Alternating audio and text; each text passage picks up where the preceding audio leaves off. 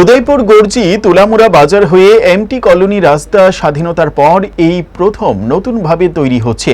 এই রাস্তা দিয়ে কখনো 4 চাকার গাড়ি যাতায়াত করতে পারেনি, এমনকি বাইসাইকেল দিয়ে যাতায়াত করা ছিল কষ্টসাধ্য।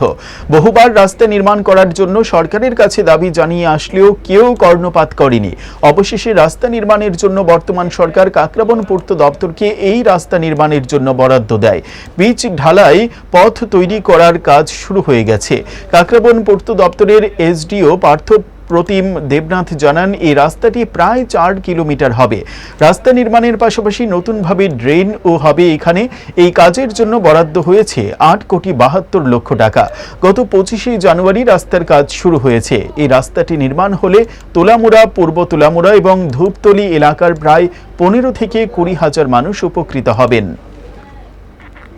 হ্যাঁ, অ্যাকচুয়ালি এই যে রাস্তাটার কথা আপনি বললেন, এটা তুলামুড়া বাজার থেকে এটা একটা বাইপাস হিসাবে কাজ করবে, যেটা ধূপতলি বাজারের একটু আগে গিয়ে শেষ হবে। এটার দুটো ব্রাঞ্চ রোডও আছে কানেক্টেড।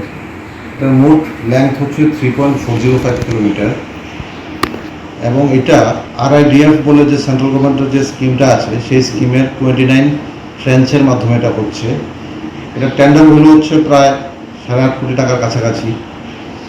আর এই কাজটা আমরা শুরু করছি জানুয়ারির শেষ সপ্তাহে এবং এটার জন্য নির্ধারিত আছে 450 দিনের মতো।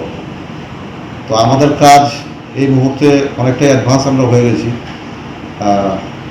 প্রায় 30% 40% কাজ আমরা করে ফেলেছি এবং বাকি যে কাজটা এটা আমরা আশা করছি পুজোর মধ্যে শেষ করে ফেলব। কাজের গুণগত মান নিয়ে কতটা স্যাটিসফ্যাকশন আছে আপনার? কাজের গুণগত মান নিয়ে আমরা একদম প্রথম থেকেই পুরোপুরি ওয়াকিবহাল এবং একদম সম্পূর্ণ পূর্ত দপ্তর কাকরাবনের যে আমাদের পুরনো নজির বা আমাদের যে ট্র্যাক রেকর্ড, সেই রেকর্ড অনুযায়ী আমরা একদম একই রকমভাবে কাজ করে যাচ্ছি। আমাদের কোয়ালিটি নিয়ে কোনো খামতি নেই, কোয়ালিটি একেবারেই আশানুরূপই আছে।